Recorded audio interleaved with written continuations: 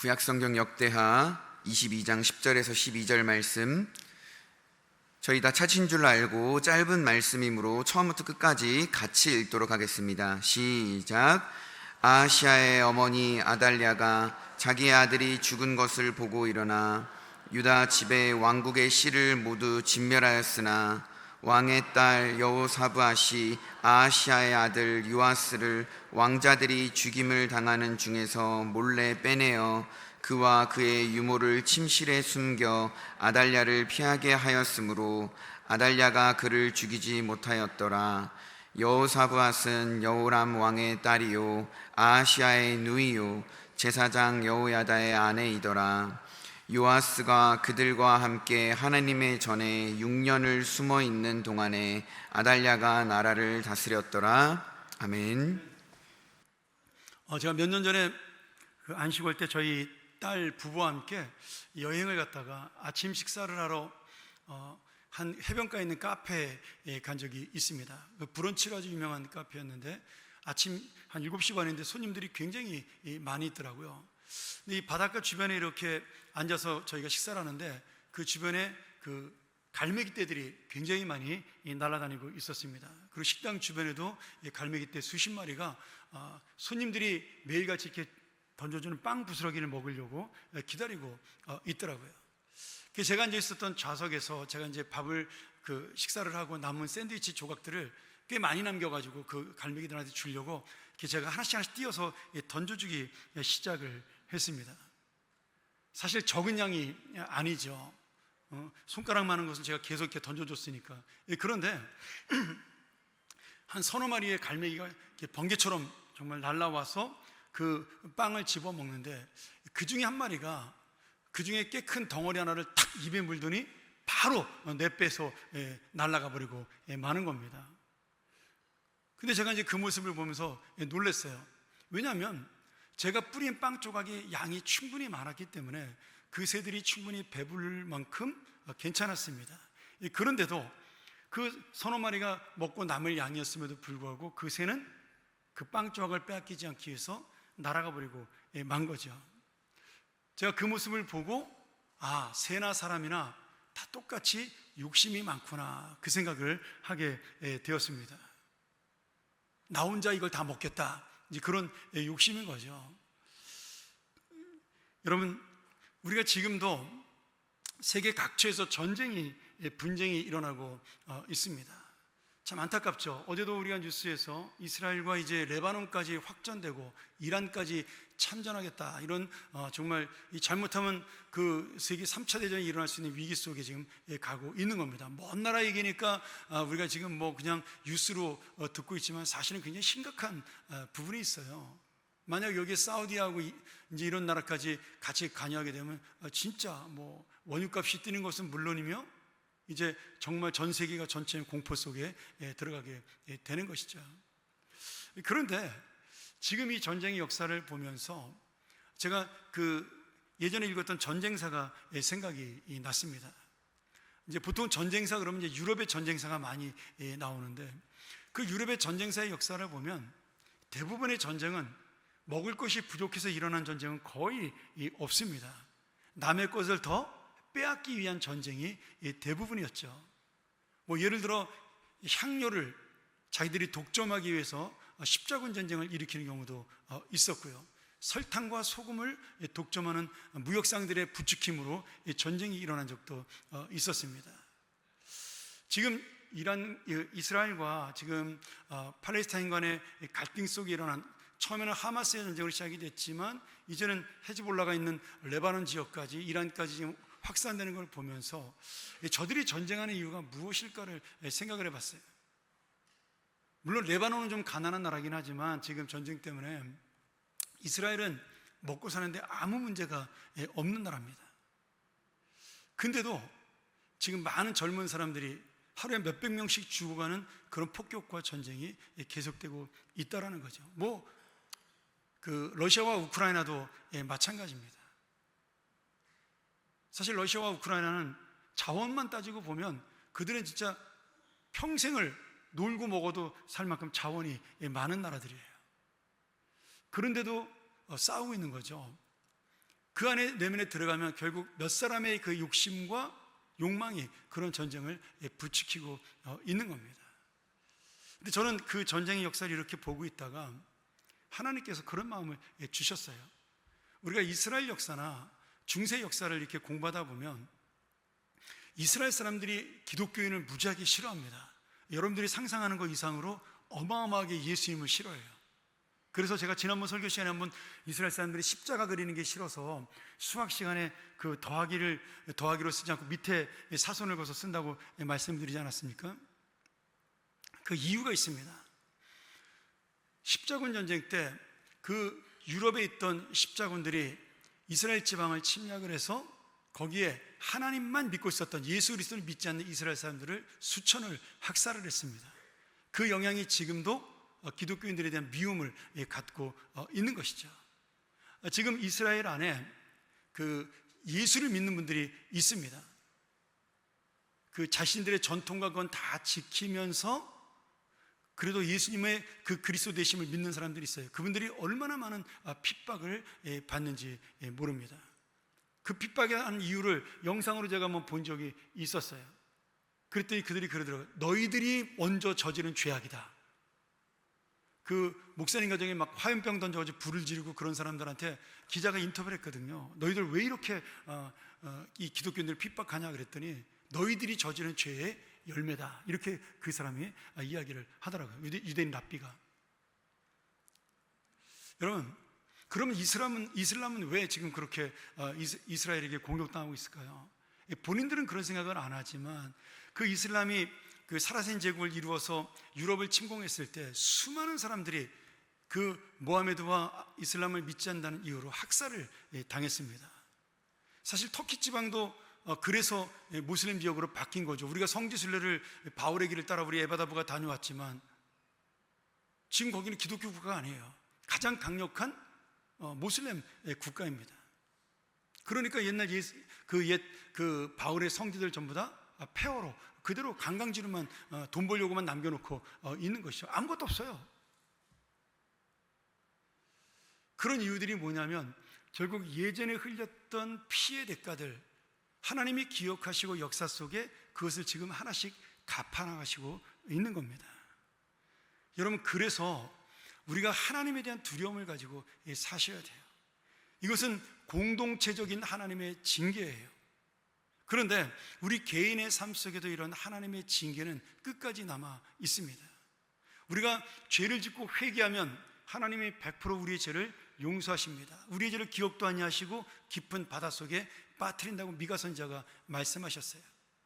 그런데 그 하나님이 우리의 죄를 용서하는 것과 다르게 우리의 죄에 대한 징계는 그대로 남아 있는 것입니다. 내가 예수를 잘 믿을수록 하나님의 정말 사랑받는 자녀일수록 하나님은 우리를 바로 주님의 거룩한 자녀로 세우기 위해서 그 징계를 항상 잊지 않으십니다. 그래서 우리가 죄에 대한 두려움을 가지고 살아야 하는 거죠. 지금 많은 사람들이, 많은 나라들이 그것을 모르기 때문에 자신들의 권력과 힘을 이용해서 약한 나라들을 괴롭히고 무고한 피를 흘리지만 그 모든 것들을 하나님은 반드시 갚아주십니다. 그게 소돔과 고모라의 멸망이에요. 소돔과 고모라가 동성연애 때문에 망한 게 아닙니다. 그거는 극히 일부분의 죄였어요. 소돔과 고모라가 멸망한 원인은 하나님이 말씀하셔요. 그들의 억울하게 죽은 자의 피의 부르짖음이 내 귀에 들렸다라고 말씀하셨어요. 그래서 우리가 공동체적이든 아니면 개인적이든 하나님을 두려워하는 마음으로 살아야 하는 겁니다. 이게 조금 더 확장되어 나갔지만 어쨌든 간에 결국 이 모든 근원이 어디냐면 인간의 욕심에서 흘러 나오는 겁니다. 오늘 우리가 함께 나눌 이 아달랴 여왕에 대한 이야기도 마찬가지예요. 그는 권력을 한 손에 쥐고 있었던 여인이었습니다. 자기 남편이 왕이었고 그리고 아들이 왕이었어요. 아들이 어렸기 때문에 대신 섭정을 했던 태우였습니다. 그런데 그 모든 권력으로 만족하지 아니하고 왕처럼 누리면서도 진짜 왕이 되기 위해서 그는 반란을 일으킵니다. 그것도 자신의 손자 손녀들을 전부 죽여버리는 그런 어마어마하고 엄청난 잔인한 일을 저지르면서 학살을 벌이죠. 우리가 아담과 하와의 이야기를 들으면서 아담과 하와가 에덴 동산에서 먹을 것이 없어 선악과를 따먹은 것이 아닙니다. 아담과 하와는 전혀 부족함이 없는 인생이었어요. 아무것도 그를 막을 수 있는 자가 없었어요. 하나님이 이 에덴 동산을 다스릴 수 있는 절대적 권한을 이 아담과 하와에게 주신 겁니다. 그런데 아담과 하와는 마지막 하나 남은 하나님처럼 되고 싶은, 내 위에 누가 하나 있는 그 꼴을 보기가 싫었던 거예요. 그래서 사탄의 꾀임에 빠져서 하나님처럼 된다는 말에 그가 선악과를 먹게 된 것이죠. 우리가 인생을 살면서 욕심 부리는 거 한번 잘 생각을 해보세요. 내가 부족하고 없어서 욕심을 부리나, 아니면 남들이 올라서기 위해 욕심을 부리나, 한번 여러분 생각하시면서 정말 하나님이 우리 인생에 주는 만족이 무엇인지, 그 만족 속에 누리는 감사가 무엇인지를 다시 한번 생각하는 오늘 이 귀한 말씀 되기를 간절히 축원합니다. 우리 특별히 젊은 분들이 이 얘기 잘 들었으면 좋겠어요. 젊을 때 열심히 사는 거 좋지만 열심히 사는 것이 옳은 것만은 아닙니다. 앞뒤를 돌아보며 하나님을 향하여 달려가는 것, 그것이 더 중요한 삶이라는 사실을 놓치지 않기를 소원합니다. 오늘 우리는 이 악한 아달랴 여왕이 그렇게 자신의 왕자를 차지하기 위해서 손자손녀를 다 학살하는 모습을 보면서 마치 다윗의 가문이 다 끊어질 것처럼 보였지만, 하나님께서 그 약속을 지키기 위해 다윗의 가문 중 딱 한 사람, 어린 갓난아기 요아스 왕자를 살리시고 결국 그 왕자를 회복하는 모습을 통해 하나님의 약속은 언제나 성취되고 우리를 향한 하나님의 그 놀라운 사랑은 변함이 없다는 사실을 다시 한번 보면서, 이 말씀이 하나님을 두려워하면서도 그 하나님을 붙드는 은혜의 말씀 되기를 간절히 소원합니다. 첫 번째로, 우리가 악이 승리하고 잘 되는 것처럼 보여도 하나님의 약속과 공의는 반드시 이루어지니 낙심하거나 실망하지 말아야 합니다. 우리 지난주에 여호사밧 왕에 대한 이야기를 배웠습니다. 우리가 오늘까지 또 이 열왕들의 이야기를 듣고 다음 주부터는 요한복음으로 다시 넘어가려고 하는데요. 이 여호사밧 왕이 믿음으로 살아서 하나님의 칭찬을 받았는데 한 가지 잘못을 했다 그랬죠. 그가 북이스라엘의 악한 아합 왕과 군사동맹과 결혼동맹을 맺은 것이었습니다.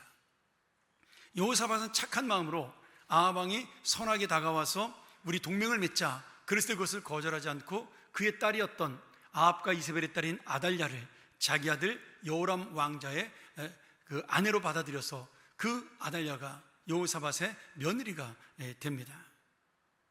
악한 아합만큼이나 간교했던 이 이세벨, 그 이세벨과 아합의 성정을 이어받은 아달랴는 하나님을 무시하고 바알의 우상과 아세라 우상을 이 남유다에 퍼뜨리는 악한 영향을 끼치게 됩니다. 더욱이 여호사밧 왕이 죽은 다음에 남편인 여호람이 왕자를 이어받습니다. 그런데 이 여호람 왕이 자신의 왕권이 위협된다는 이유로 자신의 형제 6명을 숙청을 합니다. 아무 이유 없이. 근데 저는 말씀을 보면서 딱 그 생각이 들었어요. 이거 아달랴가 뒤에서 충동질한 거다. 안 그렇다면 이런 일이 벌어질 수가 없는 거죠. 남유다에서 지금 하나님의 말씀대로 살았던 나라가 이렇게 될 수가 없는 겁니다. 왜냐하면 아달랴는 자기 나라의 그 모습을 보잖아요. 자기 할아버지였던 오므리가 왕이었던 시므리를 반역하고 쿠데타를 일으켜 왕이 되고, 그리고 자기 아버지 아합 왕은 또 자기의 신하였던 에후에게 반란을 당해서 죽임을 당하고 자기 어머니도 이렇게 비참하게 죽잖아요. 그 모습을 역사 속에서 봤으니까 그냥 이 어떤 반란의 씨앗은 다 없애버려야 될 생각을 해가지고 그 6명을 죽이도록 충동질을 한 거예요.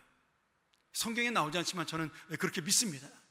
근데 하나님께서 그 모습을 보고 그 숙청을 결정한 여호람 왕을 악하게 보시고 심판을 내려서 그를 죽게 합니다.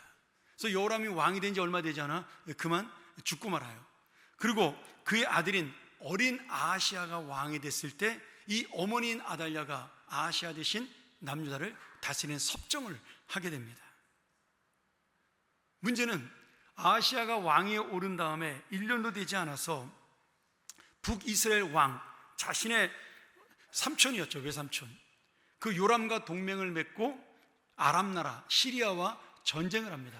근데 이 전쟁에서 이 북이스라엘의 왕이었던 요람이 부상을 당해서 휴양을 하게 돼요. 그러니 조카인 이 아하시아 왕이 어머니의 그 명령을 듣고 아마 그 삼촌을 신방하러 간 것 같아요. 병문안을 간 거죠. 그런데 이 소식을 들은 반란군 예후가 찾아와서 거기 있는 모든 아합의 일족과 더불어서 아하시아 왕까지 함께 죽여버리고 맙니다. 하나님의 심판이죠. 아합의 일가를 쓸어버리겠다는 하나님의 심판, 그리고 그 악에 동참했던 자에 대한 심판입니다. 이 소식을 듣고 아달랴가 내 아들이 죽었구나라고 슬퍼하는 것이 아니라, 야, 드디어 내가 진짜 왕이 될 수 있는 기회를 얻었구나. 얼마나 악한 여자인지 몰라요. 아들의 그 피가 씻겨지기도 전에 자기가 먼저 여왕이 되겠다고 올라와서 남아있는 모든 그 다윗 가문의 식솔들, 자기의 손자 손녀를 비롯한 모든 다윗 가문의 사람들을 다 죽여버리고 맙니다. 그리고 여왕으로 등극을 하게 되죠. 여러분, 이것이 그런 역사인가? 그렇게 생각해서는 안 돼요. 왜냐하면 사무엘하 7장에서 하나님이 약속하셨던 다윗 왕의 되가 계속해서 이루어질 것이라는 하나님의 언약이 지금 끊어질 뻔한 역사예요. 다윗 왕가가 완전히 끊어지고 새로운 왕가가 들어설 위기에 놓이게 된 것입니다. 저는 이 말씀을 보면서 사람들이 이런 말씀을 읽으면서 참 이해하지 못할 부분이 있겠다, 그 생각이 들었습니다. 뭐 역사 이야기를 싫어하시는 분들은 오늘 이야기가 좀 지루할 수 있는데 그래도 잘 들으셔야 돼요. 하나님께서 이 역사 속에 보여주는 정말 놀라운 교훈이 우리에게 담겨져 있습니다. 아달랴는 여왕이 된 다음에 6년 동안 나라를 잘 다스렸어요. 비록 우상을 섬기긴 했지만, 그래서 신앙적으로는 악한 여왕이 되었지만 나라 자체는 평온했습니다. 근데 이게 놀라운 일이에요. 왜냐하면 그 당시 세계 정세가 되게 불안했거든요. 시리아는, 아람은 계속해서 북이스라엘과 전쟁을 했고 그 전쟁 속에 북이스라엘은 어려움을 당하고 있었어요.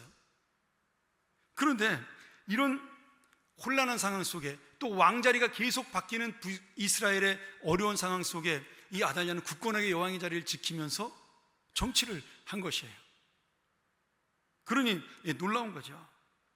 근데 우리는 남유다와 북이스라엘의 역사를 보면서 하나님께서 통치하시는 그 섭리, 하나님이 왜 이렇게 하실까를 이해하기 어려운 부분들이 있는데 이것을 우리가 깨달을 수 있어야 합니다. 역사 가운데 보면 이스라엘 역사에서 많은 왕이 등장을 하죠. 어떤 왕은 선한 왕이 나오기도 하고 어떤 왕은 악한 왕이 나오기도 합니다. 또한 많은 왕들이 선한 왕으로 살다가 교만해져서 악한 왕으로 변질되기도 합니다. 이런 왕들을 보면서, 야, 어떻게 인생이 하나님의 은혜를 받고 저렇게 열심히 살다가 저렇게 변질을 하지? 그렇게 여러분 남 얘기하듯이 생각하시면 안 돼요. 우리가 바로 그러한 사람들이라는 것을 보여주는 겁니다. 내가 하나님의 은혜를 구하는 때, 내가 연약하고 힘들 때 하나님의 은혜를 구할 때는 겸손해서 하나님 앞에 엎드립니다. 근데 내가 힘이 있어지고 능력이 있고 내 마음대로 할 수 있는 그런 권력을 갖게 되면 사람들은 교만해져요.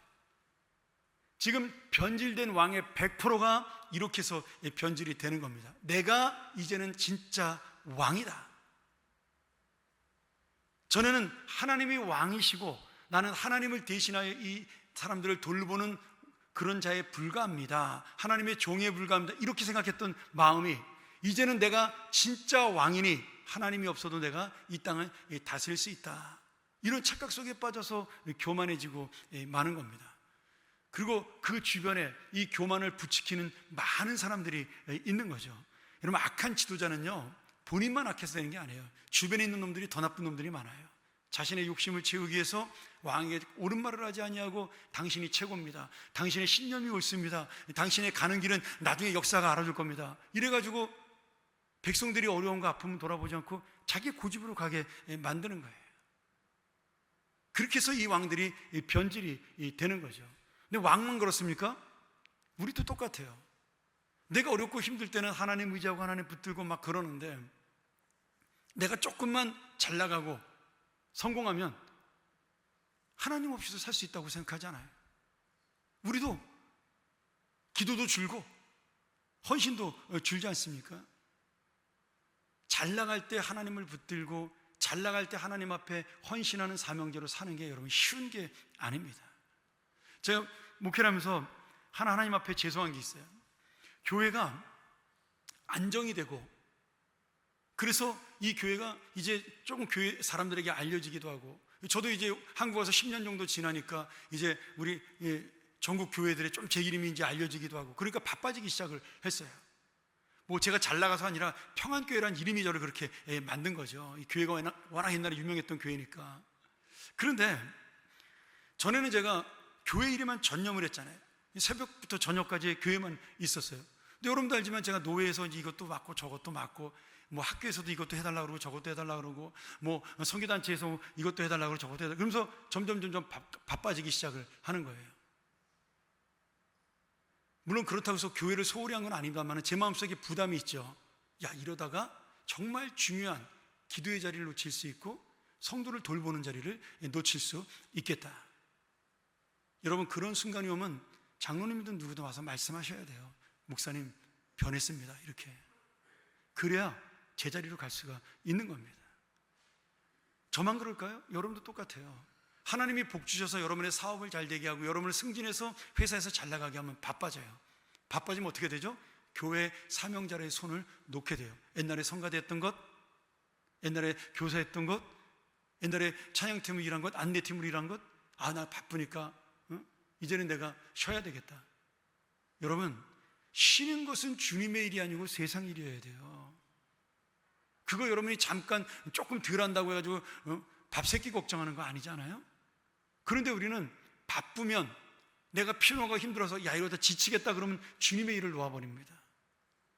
제가 여러분에게 분명히 부탁드려요. 아무리 바쁘고 힘들어도 한 가지 일은 하셔야 됩니다. 주님의 일 한 가지는.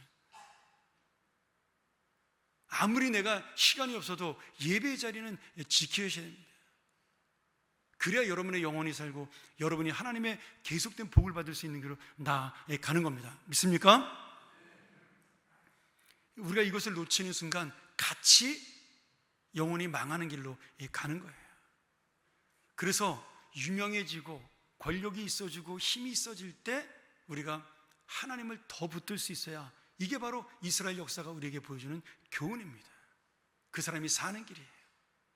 제가 또 하나 이스라엘 역사를 보면서 하나 의문을 품었던 게, 제가 어제 토요일 새벽기도 시간에 이야기를 했는데, 새벽기도 어제 설교 제목이 여로보암 2세의 악한 그런 왕에 대한 이야기였습니다.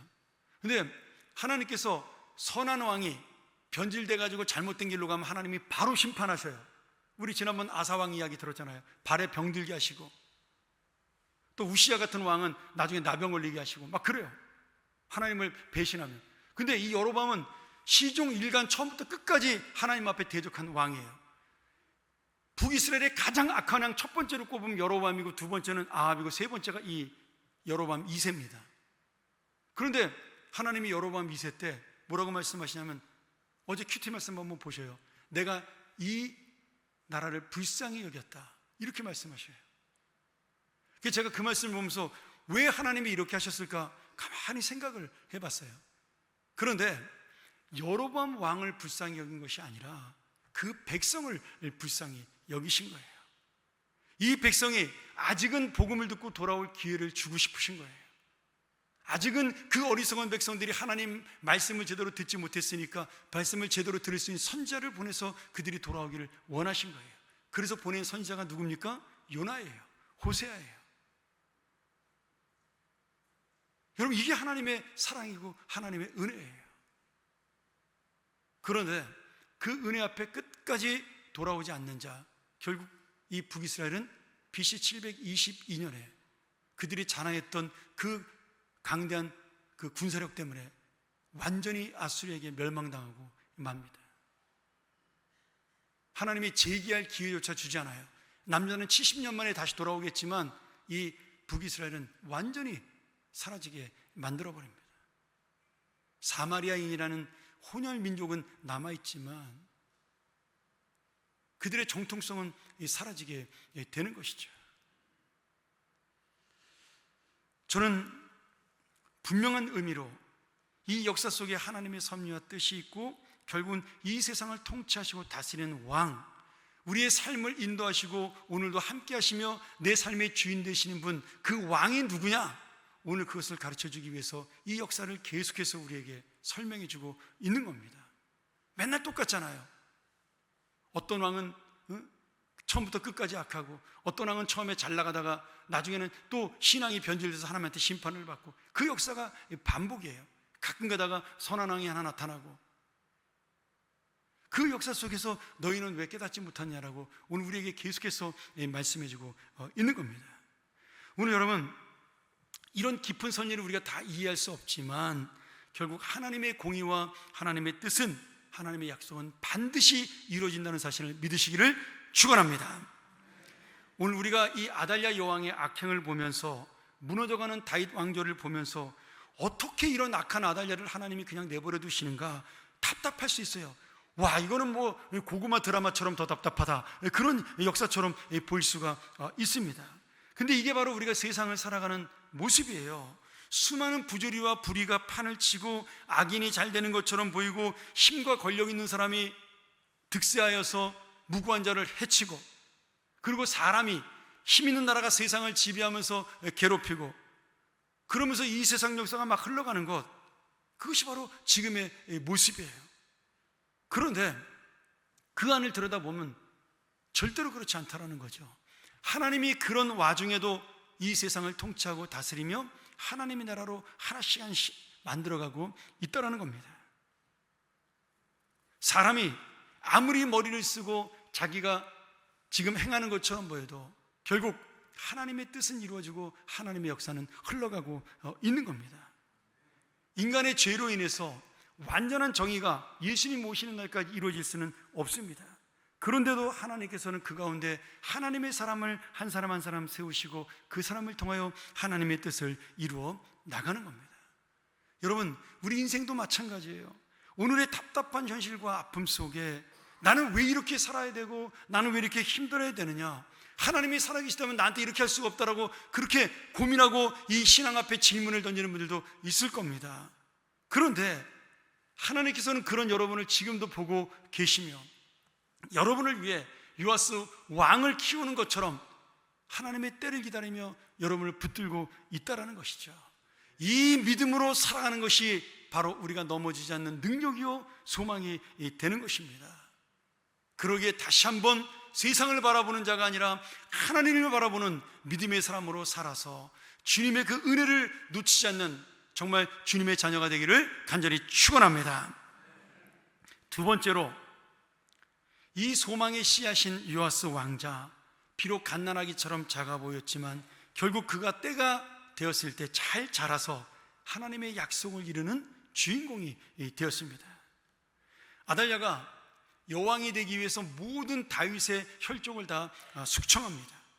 그런데 하나님께서 다윗과의 언약을 잊지 않으시고 그 중에 한 아기, 마지막 소망의 씨앗이며 그루터기인 한 아기를 살리셔요. 오늘 우리의 말씀에는 여호세바라고 되어 있지만 열왕기상하에서는 여호세바라고 되어 있는 이 고모, 요아스의 고모인 여호세바 공주가 여호야다 제사장과 결혼한 그런 사람이 되었는데, 그 여호야다 남편 제사장과 함께 이 어린 아기 요아스를 몰래 유모와 함께 빼돌려 성전에 감추게 됩니다. 그리고 성전에서 이 요아스 왕자를 6년 동안 믿음으로 양육을 하죠. 그리고 아달랴가 다스리던 7년이 되는 해, 여호야다 제사장은 이 요아스를 왕으로 세우고 자신을 따르는 많은 신하들과 사람들을 시켜서 이 아달랴 여왕을 쫓아내고 폐위시키고 요아스를 왕위로 다시 복권하게 됩니다. 하나님께서는 우리가 6년 동안 어떻게 이렇게 답답하게 보고 계실까라고 생각을 했지만 그 6년 동안 하나씩 하나씩 요아스가 왕에 다시 복권할 수 있도록 기다리고 준비하고 계신 겁니다. 왜요? 역대하 23장 21절을 한번 보죠. 이렇게 돼 있어요. 그 땅의 모든 백성이 즐거워하고 성중이 평온하더라. 아달랴를 무리가 칼로 죽였더라. 여러분, 이 말씀의 의미가 뭘까요? 아달랴가 폐위가 되는 반란이 일어나고 또다시 쿠데타가 일어났음에도 불구하고 백성들은 그것을 기쁘게 받아들인 거예요. 왜냐하면 다윗의 왕조가 바로 세워지는 것이 옳다라고 생각을 했기 때문입니다. 하나님은 그 백성들의 마음이 이렇게 지금 안정되어 요아스 왕자를 진정한 왕으로 모실 수 있도록 그 마음이 될 때까지 기다려 주신 거죠. 그리고 그들이 스스로 이 아달랴를 심판하게 하신 거예요. 하나님의 공의를 가지고. 또한 이 요아스 왕은 어떻게 됐어요? 여호야다 제사장의 성경적이고 신앙적인 가르침에 따라서 하나님의 뜻대로 나라를 다스리게 한 왕으로 성장을 하게 된 것입니다. 물론 몇십 년 지난 다음에 여호야다 제사장이 죽고 난 다음에 다시 타락하긴 하지만 요아스는 여호야다 제사장 살아있는 동안에는 어떻게든지 하나님의 뜻대로 살으려고 애를 썼던 믿음의 왕으로 살게 된 것이죠. 하나님은 결코 침묵하거나 방관하거나 모른 체 하는 것이 아니라 하나님의 계획과 섭리를 통해 하나씩 하나씩 이루어 나가시고 있던 거예요. 사랑하는 여러분, 이스라엘 왕들의 역사가 이렇게 하나님의 통치를, 하나님의 섭리를 보여주고 있는 겁니다. 하나님은 절대로 이 이스라엘 열왕들의 역사처럼 우리의 인생에 대하여도, 이 나라에 대하여도, 이 세상에 대하여도 결코 침묵하거나 방관하시는 분이 아닙니다. 오늘도 여전히 우리를 바라보고 계시고 이 나라를 바라보시며 하나님의 뜻대로 일어나갈 그 당신의 섭리와 계획으로 하나씩 하나씩 지금 그 계획을 이루어 나가시는 놀라운 역사가 우리 앞에 있다라는 사실입니다. 여러분, 예수 그리스도가 2000년 전에 이 땅에 오셨을 때 많은 그 이스라엘 백성들이 구원자 메시아를 기다렸어요. 그런데 막상 예수님이 오니까 이 예수님이 자기들의 욕심을 채워주는 분이 아니었어요. 인류의 구원자로 오셨어요. 그러니 그것이 분노가 일어나서 예수님을 십자가에 못 박아 죽여버리고 맙니다. 하나님이 보내신 메시아가 이렇게 소망 없이 죽는 것처럼 보였어요.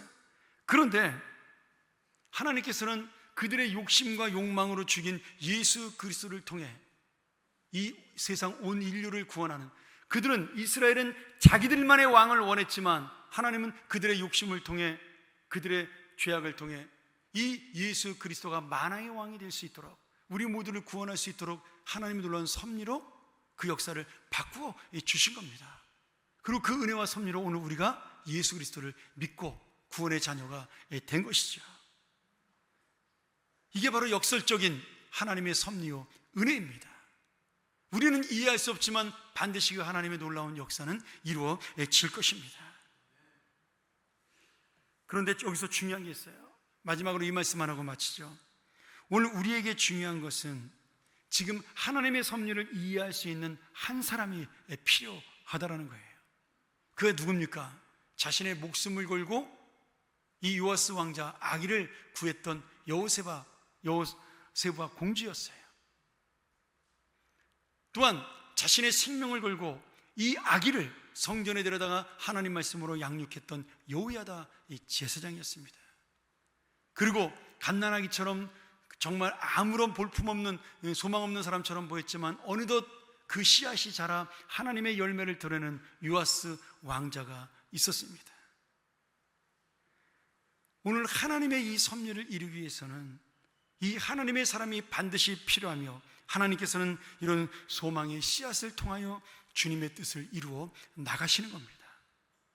내가 오늘 주님의 섭리를 믿고 주님의 은혜를 믿고 힘들고 어렵고 어둠과도 같은 이 세상 속에 어떻게 살아가야 될까를 고민한다면, 그 고민을 가지고 내가 끝까지 믿음으로 살아야 되겠다라고 결단한다면, 그 믿음이 하나 더 여러분이 은혜 받을 길은 오늘 내가 바로 이 어린 요아스처럼 소망의 씨앗이 되어야 되겠다. 이 여호세바 공주처럼 내가 주님의 희망을 꺼트리지 않는 믿음의 사람이 되어야겠다. 여호야다 제사장처럼 세상은 다 변해도 나는 주님을 붙들고 사는 한 사람이 되어야 되겠다. 이 소망의 그루터기가 바로 하나님의 섭리를 이루는 역사가 될 줄 믿습니다. 내가 바로 요아스입니다. 내가 바로 여호야다예요. 내가 바로 이 하나님의 뜻을 붙들었던, 그 약속을 붙들었던 여호세바 공주입니다. 그들이 힘있고 능력있고 대단한 사람이기 때문에 이런 일을 한 것이 아니라 하나님의 통치를 믿고 하나님의 섭리를 믿고 하나님의 은혜를 끝까지 붙들었기 때문에 그 생명이 위급한 와중에도 이런 주님의 뜻을 이루는 하나님의 사람들이 될 수가 있었습니다. 오늘 이 말씀을 통하여 우리가 다시 한번 또 하나의 요아스가 되고 또 하나의 여호세바가 되고 또 하나의 여호야다가 되어서 어느 순간 하나님의 섭리를 이룰 수 있는, 그리고 그 섭리 속에 하나님과 함께 이 땅의 주님의 통치를 누리는 귀한 믿음의 사람들이 되기를, 믿음의 가정이 되기를, 이 대한민국이 되고 이 세계 열방의 모든 나라가 되기를 간절히 축원합니다.